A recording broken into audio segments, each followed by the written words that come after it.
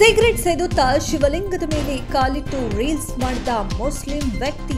ಇತ್ತೀಚಿನ ಸಾಮಾಜಿಕ ಜಾಲತಾಣಗಳಲ್ಲಿ ರೀಲ್ಸ್ ಹಾವಳಿ ಮಿತಿ ಮೀರಿದ್ದು ಜನರು ವೈರಲ್ ಆಗುವ ಭರದಲ್ಲಿ ಹುಚ್ಚು ಸಾಹಸಕ್ಕೆ ಕೈ ಹಾಕಿ ಏನಿಲ್ಲದ ಪೇಚಿಗೆ ಸಿಲುಕುತ್ತಾರೆ. ಇದೀಗ ವ್ಯಕ್ತಿಯೋರ್ವ ಶಿವಲಿಂಗದ ಮೇಲೆ ಕಾಲಿಟ್ಟು ರೀಲ್ಸ್ ಮಾಡಿ ಪೊಲೀಸರ ಅತಿಥಿಯಾಗಿರುವ ಘಟನೆ ಮಧ್ಯಪ್ರದೇಶದ ರತ್ಲಾಮ್ ಜಿಲ್ಲೆಯಲ್ಲಿ ನಡೆದಿದೆ. ಹೌದು, ಬಂಧಿತನನ್ನ ಇಮ್ರಾನ್ ಸುಕ್ಕಾ ಎಂದು ಗುರುತಿಸಲಾಗಿದ್ದು, ಈತ ಸಿಗರೆಟ್ ಸೇದುತ್ತಾ ಶಿವಲಿಂಗದ ಮೇಲೆ ಕಾಲಿಟ್ಟು ಪೋಸ್ಟ್ ನೀಡಿರುವ ರೀಲ್ ವೈರಲ್ ಆಗಿದ್ದು, ಪೊಲೀಸರು ಆತನ ವಿರುದ್ಧ ಕ್ರಮ ಜರುಗಿಸಿದ್ದಾರೆ.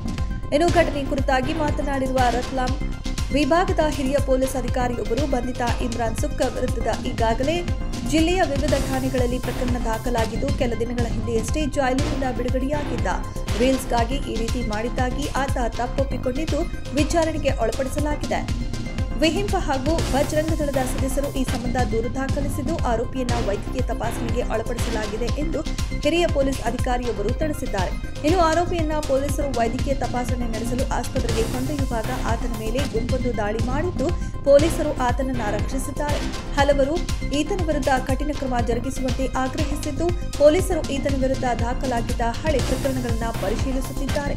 ಸದ್ಯ ಈ ವಿಡಿಯೋ ವೈರಲ್ ಆಗಿದ್ದು, ವ್ಯಾಪಕ ಆಕ್ರೋಶಕ್ಕೆ ಕಾರಣವಾಗಿದೆ.